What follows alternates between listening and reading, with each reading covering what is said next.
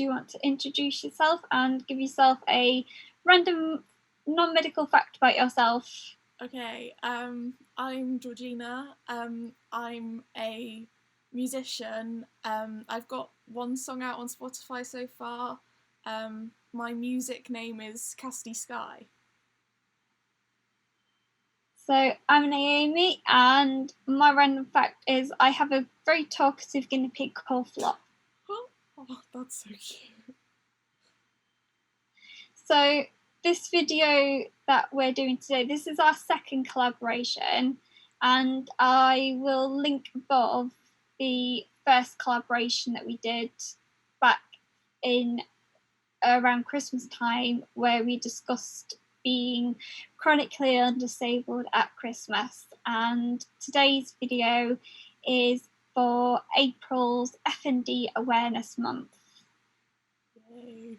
So if people don't understand, FND stands for Functional Neurological Disorder, and basically the brain's messaging system in our bodies doesn't work, and because FND affects the whole brain, it results in very, very, very many different types of symptoms. And I think you, Georgina, in your How I Explain FND video, gave a really good analogy about cars and how FND works in the brain in relation to car mechanisms. Yeah, it was a paramedic that explained it that way to me, and I thought it was just so much more helpful than the computer one that doctors usually use. It's basically like the car's engine management system, which controls things in the car. When you press the brake pedal, the indicators might turn on, and that's pretty much what FND is. Just you want to do it, just gives different random symptoms that change person to person. Yeah, so for example, for me, and we'll talk a little bit about symptoms, is for example, for me with pain, I might have something that causes me to be in pain, but the pain signals in my brain remain switched on permanently. So I might not necessarily have a reason to be in pain, but I'm still in an excruciating amount of pain still. Or for example, I'll try and walk, but my brain and my legs just don't communicate to each other in the same with my gastro, since my brain doesn't taught my digestive system on how to work. And that is complicated by my other conditions, and they all kind of interlink with each other, and it gets quite complicated. Yeah, it's very difficult to separate symptoms when you have multiple diagnoses. Do you want to do your FND story?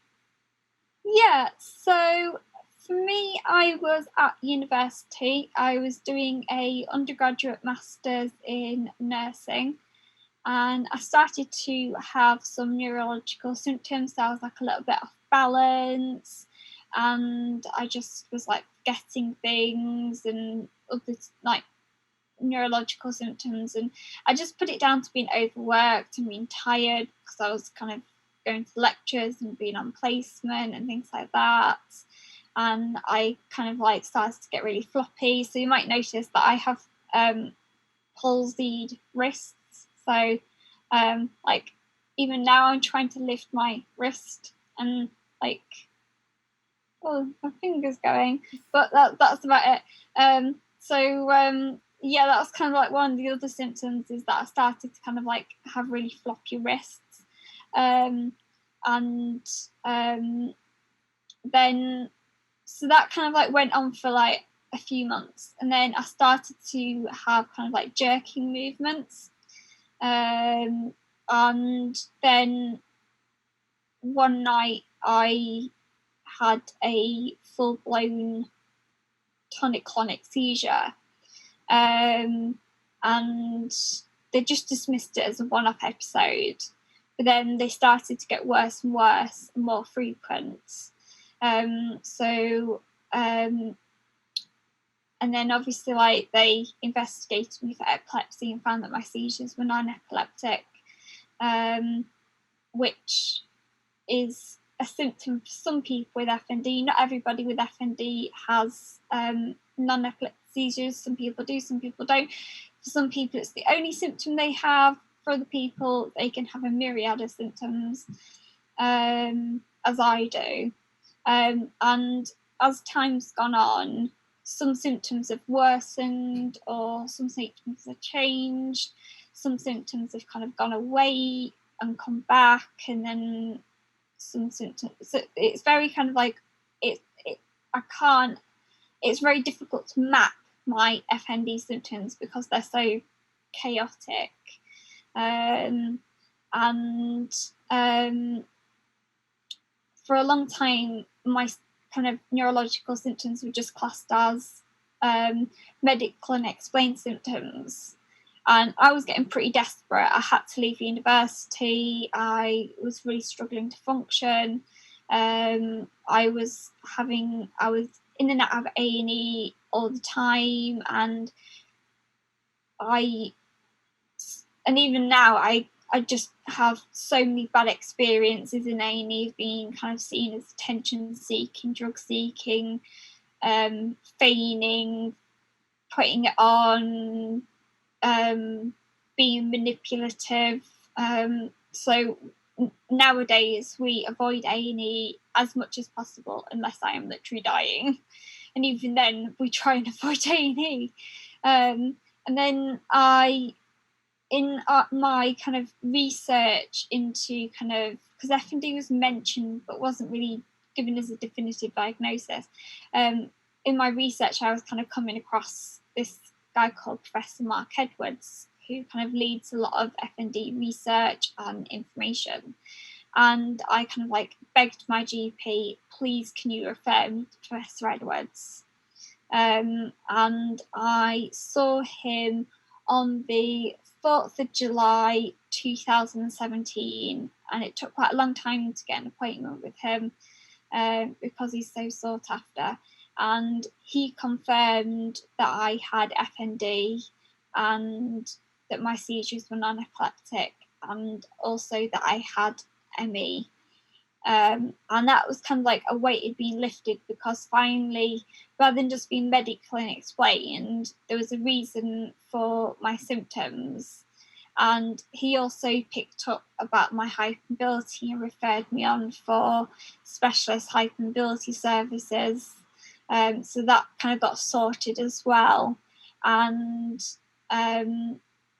he kind of arranged for me to get a wheelchair, which really helps me because I struggle to mobilise without a wheelchair. And it was on his kind of like recommendation that I got a wheelchair, rather than just me just getting one, not knowing if it would be beneficial to me or not. Obviously it was on medical grounds that I needed one. So, and it was just like a breath of fresh air, because finally I had somebody who A, believed me, and B, knew what was going wrong with me, and he did some tests and things like that, and arranged for me to have a video telemetry just to double check that my seizures were non-epileptic. And since then I've been keeping in touch with Professor Edwards, and he's been huge support. But unfortunately locally my care is very limited, and not really much is happening. I think it's incredible how different our experiences are. Like, how old were you when you first noticed symptoms? So I started having symptoms in 2013, and I didn't get my official diagnosis until 2017. So I was 21 when I first started having symptoms. Yeah, I just think it's amazing that like it affects people, like not just in different ways but different ages, because I was 15 when my FND started. Like I had a head injury and then like some emotional trauma, but I didn't at first it was put down to exam stress because I was in year 11 and like getting ready to take my GCSEs, and then like it was 2.5 years after I first had symptoms that I was finally diagnosed with FND, but I didn't have any like noticeable FND symptoms for 2 years. Yeah. So how did you sort out kind of like, or did you kind of sort out any like specialist support, or was it all done kind of like through your GP and locally, or was it more kind of a very like high-end specialist that you saw? Or because I did see a local neurologist, but he was as helpful as a chocolate teapot, and like he was like, FND what? Never heard of it, don't know what it is, so you can't have it because I've never heard of it. Yeah, I've seen a few doctors like that.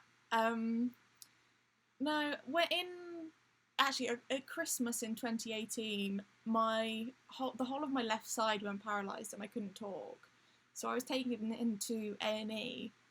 And at first they thought I'd had a stroke because of the symptoms and like their typical stroke symptoms. And it was only a couple of days later, after I had an MRI, that they realised that I hadn't. And they brought up, like, they didn't say I had FND, but like looking back on it, the things that they were saying corresponded with like what we know about FND. They were saying about like the computer and stuff, but I wasn't diagnosed with FND then. It was 6 months later, kind of, I think, that I was in hospital and I went into anaphylaxis, and a couple of days later I was sent home. And then when I was at home, I started twitching a lot and becoming unresponsive. So we called the paramedics out, and one of them noticed that my eyes were rolling into the back of my head. So they took me into A&E and they found out that I was having non-epileptic seizures. So it was then that I first met my neurologist. He's actually a local neurologist, but he's great. And I also have a specialist nurse who specialises in FND, and I think she's the one who actually officially diagnosed me with FND, and I still see her or telephone at the moment, but every few months she'll phone me, see how I'm doing. Yeah. I didn't even know FND nurses existed. Yeah. Because when I first started having seizures, locally I was seeing the local epilepsy nurse specialist. But as soon as my seizures were confirmed as non-epileptic, like I wasn't able to be under her because she only dealt with epileptic patients. So I kind of felt kind of like shunned aside, and like the GP I have now is really good, but he is like, at least like unlike my previous GP, he admits that it's beyond him. So how does FND affect you now compared to when you first started having FND symptoms when you were 15? At the moment, I'm actually doing like really well with my FND. I get some twitches, not like seizure twitches, just really random things. Like my arm will twitch or I'll say something. But other than that, I'm pretty unaffected at the moment. But when I was 15, I had really, really bad fatigue and hypersensitive skin and hearing. And I was off school for a few months, and I only went in to take my exams, and I never went back. It was my worst like time was 2018, 2019, when my fatigue was really bad, and that's when my paralysis started in my legs or down the side of my body. And my seizure started June 2019 too. How about you? So my FND is still quite significant. When I walk very, very wobbly and wonky. If people didn't know I had FND, they would probably think that I've kind of drunk a few bottles of wine.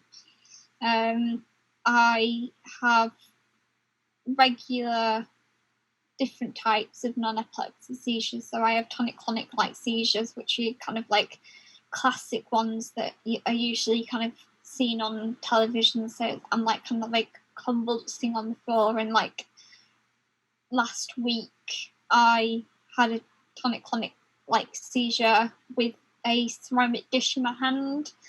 But in the past, when I first started having seizures, I poured a kettle of boiling water down myself. Sometimes I get a warning about my seizures, but like last week when I had the ceramic dish in my hand, I didn't have a warning. So I just like fell to the ground with a ceramic dish in my hand, and obviously kind of cut myself because I was grasping hold of like some shards of porcelain. And I also have absence like seizures, so I'll just go daydreamy for a few moments, and I'll also have like myoclonics, which are just like jerky movements. So it might be just like in one localized part of my body, but other times it might be like my whole body will just like jerk. And my speech can also be affected, especially after a seizure, which is really frustrating. And thankfully, I can kind of get to a point where I can sign, and thankfully my stepmom knows how to fingerspell, so I can kind of like go like inhaler. So like my dad knows to give me my inhaler, or like I can kind of like sign like fingerspell PAIN pain, and then like point to the part of my body that's dislocated, which is part of my Elston loss. And I have quite a lot of cognitive problems, so like my memory is really bad, which is why I've kind of like got this itinerary, because I'd have forgotten what we were going to talk about. Yeah. And I've also got notes that I keep referring to, and I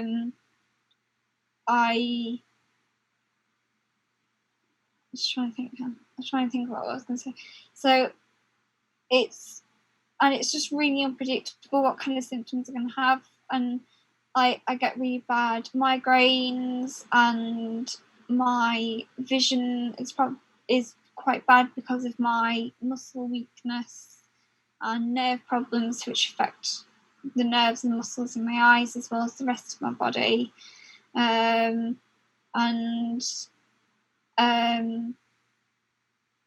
yeah, there's a lot of muscle weakness and memory problems and fatigue and migraines, and I don't know if I keep repeating myself.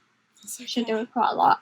But yeah, there's just quite a lot of symptoms, and it's just so unpredictable. Like I can wake up in the morning, then perk up, and then I'll have a seizure, and then that's it for me for a few days. I'll just be in bed for a few days. Like that seizure, that lengthy seizure that I had last week, I was in bed for about 4 or 5 days, because I was just so wiped out from it. So yeah, it does affect me quite a lot, but then it has like that knock-on effects on you kind of like emotionally, because you get frustrated because of your symptoms, or you get frustrated because of the unpredictability, or you get frustrated because you can't speak when you want to kind of like let somebody know, or you get frustrated because you almost get sick and tired of being sick and tired. Yeah, that's exactly it. So it's just ongoing, and I think part of the problem is the fact that I'm not getting the help that I need, which is making things worse. Like when I was having physiotherapy, it was starting to help. But now my physiotherapy stopped. I try and do little bits of physiotherapy, but I'm a bit limited in what I can do on my own because I can't lift my own leg up, for example. So it's really frustrating. It's really upsetting because there's so much that I want out of my life. I want to go back to education, and I want to go back to my voluntary work and get experience and kind of like build towards, like, it's almost like I'm still grieving for my life because I just feel like my life is on pause. Yeah, and the emotions definitely don't help, like, at all. Like, feeling frustrated that this happens to you used to, like, when my seizures were really bad, I'd start dissociating because I just, like, couldn't believe that this is what my life had turned into. So, yeah, the emotions are definitely not helpful, but then positive emotions can be beneficial in, like, realizing that it's not the end of, like, your life. And I think as well it's how misunderstood FND is.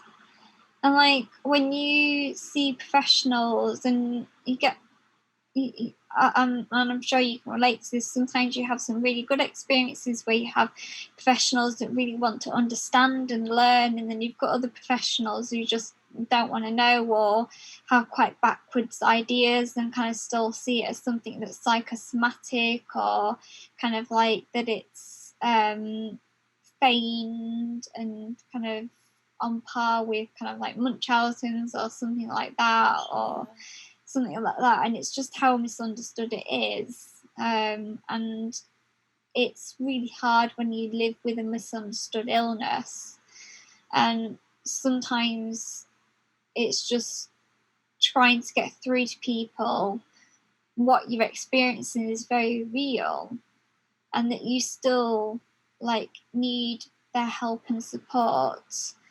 And I think kind of as well is the fact that there's like no test for FND.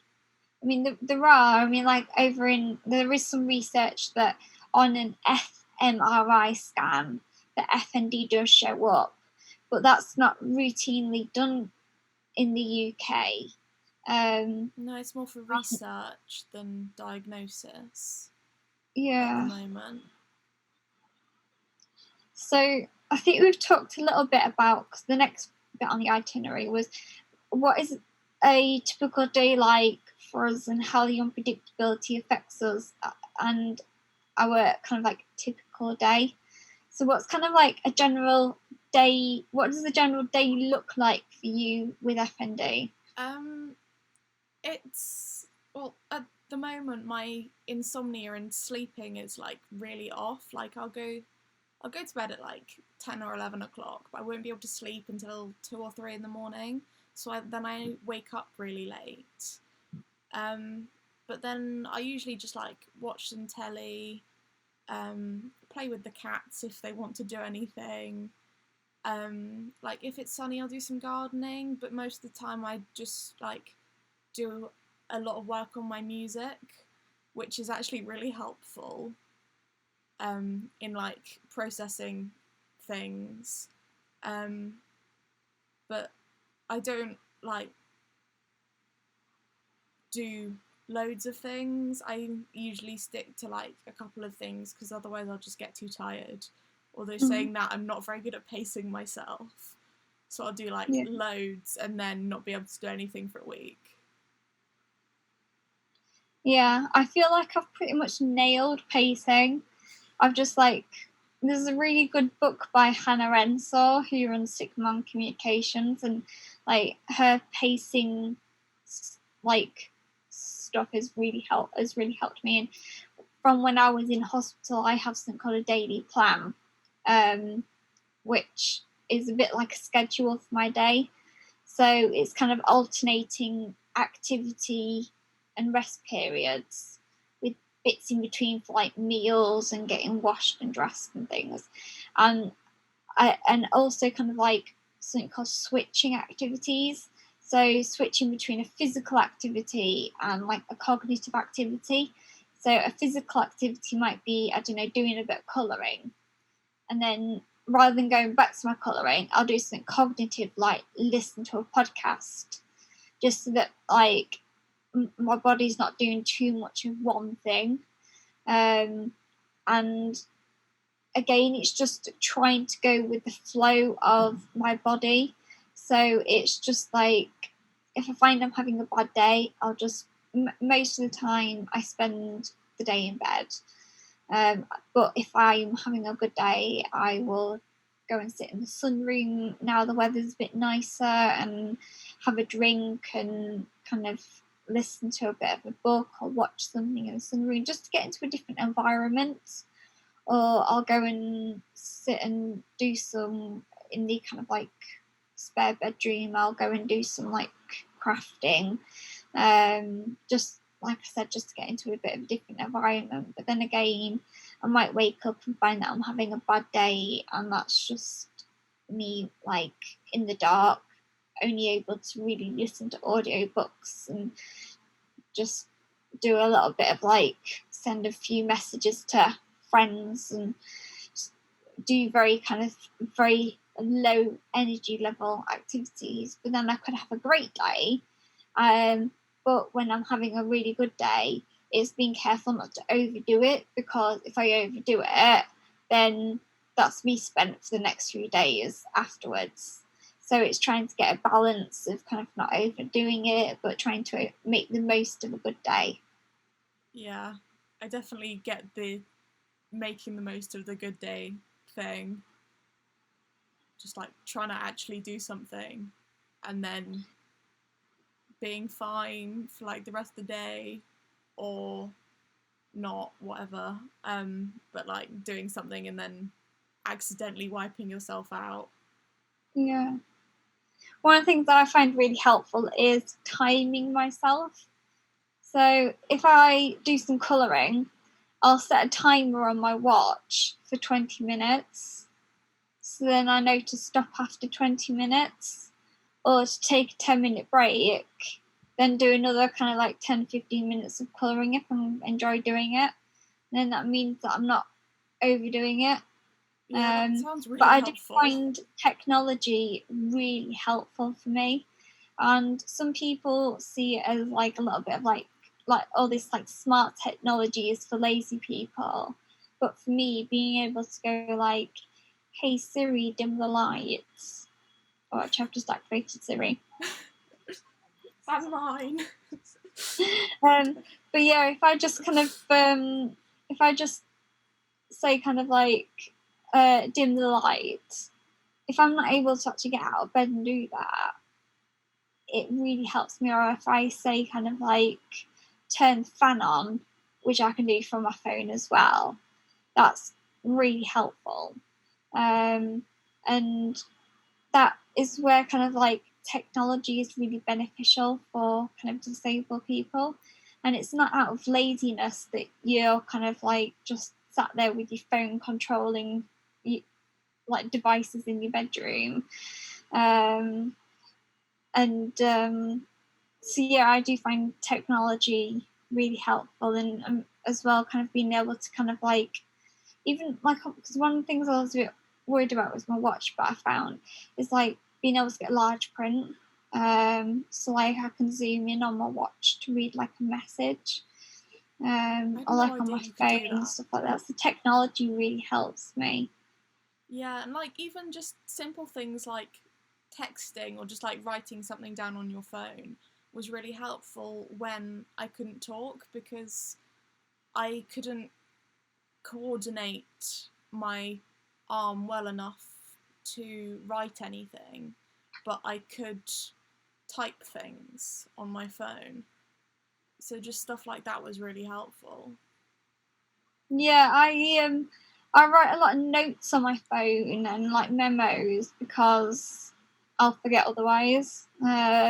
Which is partly why I WhatsApped you all this itinerary so that like we had a bit of a It's so helpful. structure. I'm loving it. So the next bit on the itinerary is the highs and lows of living with FND. That's tricky. Trying to find like some things I found are both highs and lows, like at the same time, which is really weird. But like when I had seizures, because they're like non-epileptic and dissociative, I felt more me and able to understand the world when I was having a seizure, which sounds really weird, but that's just like how I experienced it. So on the one hand, I'm having a seizure and like hurting myself because of my joints and like wiping myself out because it's so tiring. But then on the other hand, I was actually like understanding things better. It's very strange, but yeah. I would say the highs for me is finding my true friends. Yeah. And like we spoke about at the beginning when I was talking about kind of like support, like online community, like chronic illness groups. It's obviously like they're not for me, but I've almost kind of developed my own group of friends who have chronic illnesses and disabilities. Whether they're some of the like shared or different to mine. But I've almost got my own little group of people, and that's just been kind of like brilliant because like, and this is going to take me a lot of courage to say this, but one of the symptoms of my FND is I have really bad bladder problems, and being in your 20s and having kind of those problems is really embarrassing and awful. But being able to speak to a few people who also have bladder problems and that also have bladder problems and that are also in their 20s has been really helpful to talk to those people because it's made me feel like I'm not on my own in dealing with those kind of symptoms and problems. So I'd say like the high for me is finding really good people that are really good friends and that I can turn to when I'm struggling, but also just when like just to talk about crafting and like sharing crochet patterns and like favorite makeup brands and kind of making a scrunchie on my new sewing machine and sending it to them and sending them letters and things like that.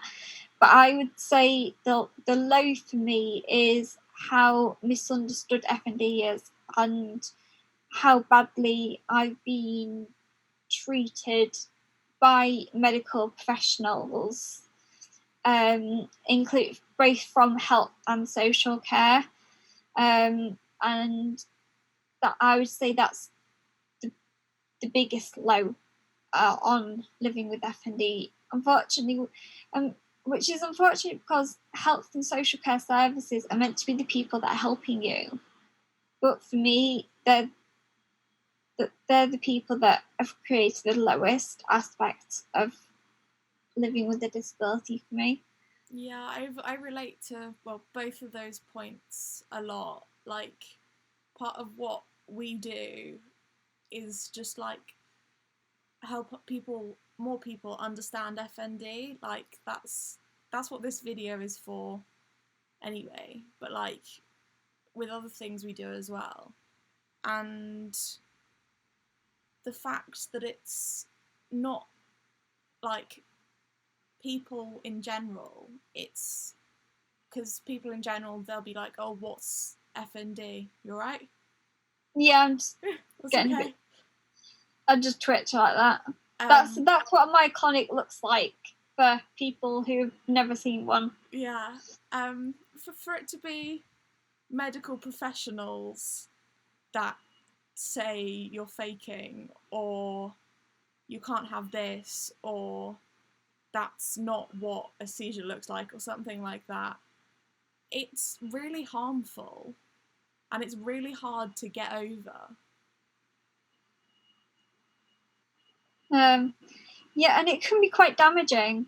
Like, for example, because of like how badly I've been treated over and over again by A&E, that's put us off like ever calling even 111 for advice, because that would most likely result in me being taken to A&E, where I will be sobbing because I'm being so like, and people like will talk in front of me as if I'm not there, or will be like screaming at me to pack it in, and I'm like, I can't pack it in, and like, or like, for me, when I have my like tonic-clonic like non-epileptic seizures, I lose consciousness, and like I've had people say like they've been telling like, can you tell your daughter to pack it in?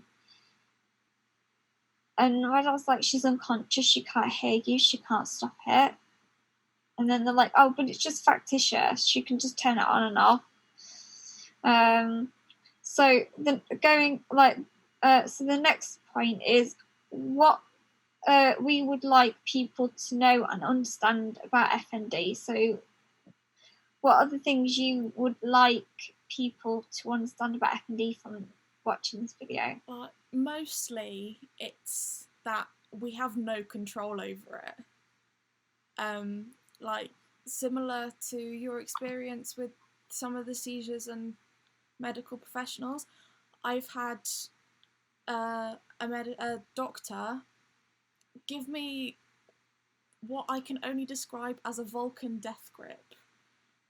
Literally pinching my shoulder really hard, trying to snap me out of it. Like, most of the time when I was having seizures, I couldn't like interact with the world, but I could hear and I could feel things. And to know what people were saying about me while they thought I was unconscious is really damaging. So just knowing that, so just other people knowing that we can't control it is just like the big thing for me. Must be awful for you, because you was in your seizure, but you was aware of what was going on around you, whereas for me, I'm unconscious, which is where it's different. Like, we both have non-epileptic seizures, but you have consciousness, whereas I don't. And this is where obviously kind of like same but different.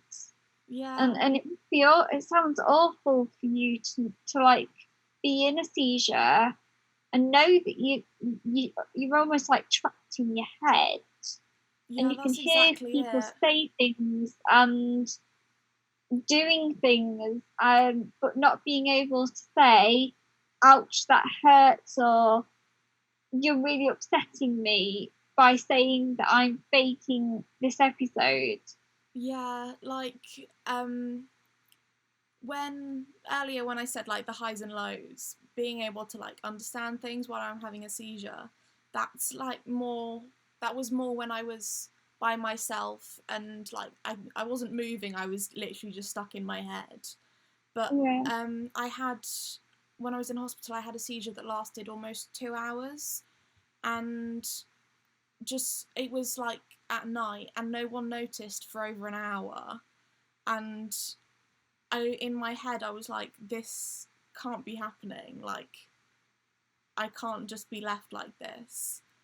And it was horrible knowing that all this time was going by and no one realised, and actually sometimes I would start crying while I was having a seizure just because I knew what was going on around me. I just couldn't do anything about it.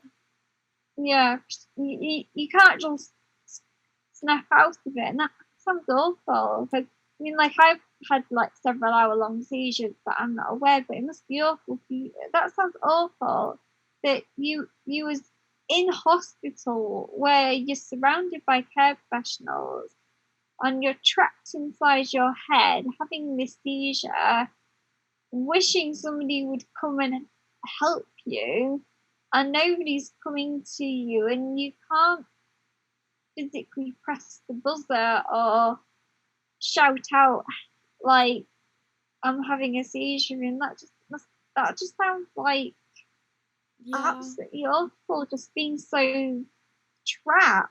Yeah, I'm so thankful that I don't have them anymore. I mean, it's been a little over a year since I've had a seizure, but at the time, like, especially when they first started, when I was in hospital, I had like 2 seconds when I was aware that I was going to have a seizure, and all I did in that time was check my watch to know what time it started, because I knew that if I didn't, I wouldn't be able to write down on they have like fit charts. I wouldn't be able to write down like how long the seizure lasted or anything, and I knew that all this time was going by, and when I came out of it, I realised I was having a seizure for something like an hour and 46 minutes, and it was only in the last 15 minutes that people noticed. I mean, they were really nice when they noticed, the people that were on, like, who came and looked.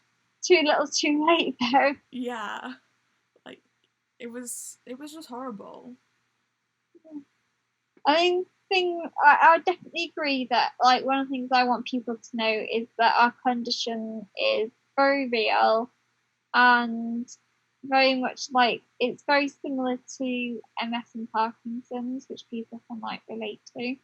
So our conditions are very real. We have no control over our symptoms, and to kind of like please believe us, and that also how like you can't put two people with FND together. And like I think this video is showing just how different FND is between two people with FND.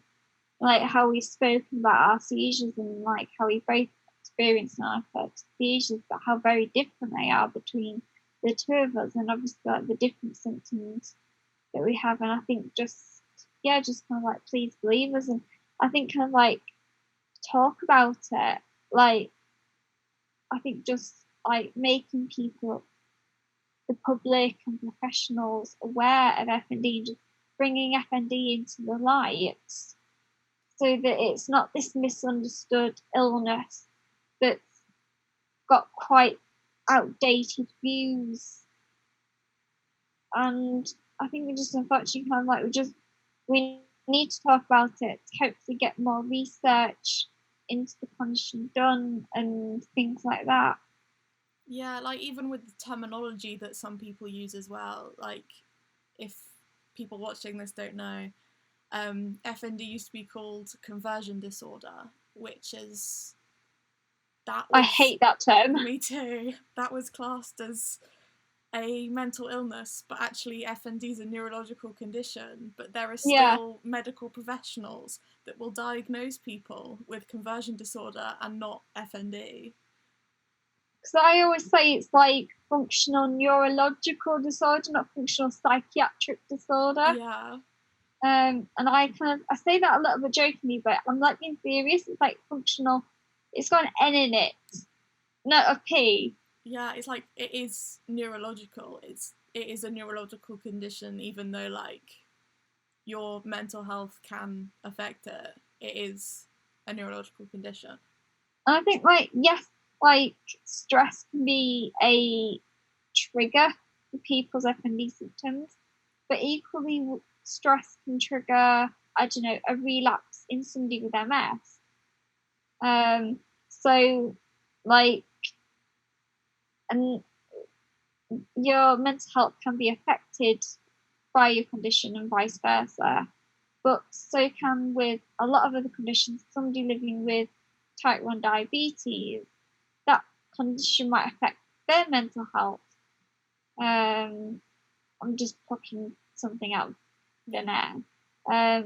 But like mental health plays a part in a lot of physical illnesses. Yeah. But quite often I found that with FND, the mental health part is like put the blame on the condition because of like the outdated understanding of the condition. Yeah, definitely.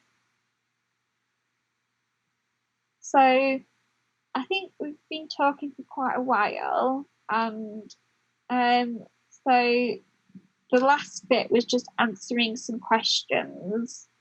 So just trying to find them. So the two questions that I got given on Instagram was how hard was it to get diagnosed? It was really hard.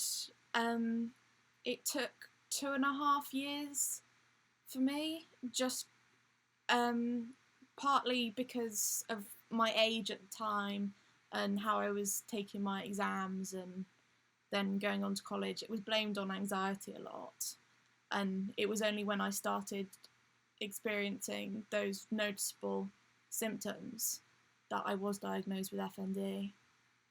So I think for me, the pinnacle moment for my diagnosis is when I got to see Professor Mark Edwards. And like FND was kind of like floating around in the background, but it wasn't like confirmed because people didn't really know enough to confirm it. And then the last question was, what care did we receive after diagnosis? Mainly, I have my specialist nurse, who I mentioned like right at the beginning of this. She's amazing, and I had like little bits of physio and occupational therapy, but what I found most beneficial was having like my specialist nurse who knew about FND, and like she'd come and visit me when I was in hospital and stuff. How about you? Yeah, so for me, like we have had some bits of treatment, like I've had like little bits of physiotherapy. And then like when I was in kind of like hospital for 6 months, I had like specialist occupational therapy, and we did little bits of rehabilitation, but more than anything, it was learning to manage and live with my condition, and that's where my daily plan came from. So it was having having a schedule for my day so that I could manage my condition symptoms, learning how to pace activity management, so putting a timer on activities so that I'm not doing too much of an activity. And it was more than anything, it was learning how to manage the condition so that when I'm having a bad day, I know how to implement the skills to manage that bad day better than before I went into hospital. And then obviously like physiotherapy to like help me like with my mobility. And then as well, I've had kind of like from occupational therapy, I've had like equipment provided to me. So like for example, obviously like they've provided my wheelchair and things like bath lifts and an electric bed and things like that, that help me. So there's like practical stuff, but also like learning stuff. But it is really difficult for me. I find it really difficult to get that care. It's almost been like a little bit of a fight to get the care that I need. And I think the problem is because I'm so young and because I have such a misunderstood illness, it's harder to get care because they don't understand the condition and what's best to do or not to do for that condition. Yeah, definitely. I mean, I did lots of stuff by myself, partly before I was diagnosed, but also partly afterwards. Like, I had to rent my own wheelchair, and stuff like that, just because I wasn't getting that from other people, like medical professionals. And I think it's such a postcode lottery as to where you live. Like, obviously, like, where you live, you've got this, like, I mean, like, I really want the number of your FND nurse. She sounds amazing, but obviously, like, where I live, there's no such thing. And so it really is a bit of, like, NHS and social care postcode lottery, which people say isn't a thing, but actually quite a lot of people who do have chronic illness and disabilities agree that it is a bit of a postcode lottery when it comes to health and social care. It definitely is, because like if you live in or near London, like most of the best medical professionals work in London hospitals. So obviously if you live near them, you're going to see them more often than we would. Yeah, because all my care is in London, both for like my kind of like F&D, but like my other conditions like EDS and stuff, is in London. Like I don't have any local consultants. Like I've just got my GP, and a nurse specialist, something. But yeah, so I think we've kind of exhausted. I think we've covered lots. Yeah. And is there anything that you want to add, or kind of do you think kind of we've talked about plenty to edit and put up on YouTube? Yeah, no, I think we've covered absolutely everything that we can. Like, yeah. And hopefully by sharing our stories, it will help raise awareness of FND and what it's like to live with the condition, but also what it's like to be young and have a chronic illness / disability. Yeah. So yeah, thank you for doing this collaboration again with me. No, thank you for organising it. Hopefully we can kind of maybe do another one in the future about something. I don't know. Yeah. But I think it's what I really like is rather than me just talking about my FND, it's really helpful to have your story and your experience, because it kind of makes people more aware of how the condition's so different but the same, and yeah, it just kind of puts another perspective into the video. Yeah, and it's also a lot easier to bounce off each other rather than just talk straight to a camera. Yeah. Yeah, I'm going to go and have a rest now. Okay. And I will hopefully kind of speak to you soon. Yeah. Bye. Bye.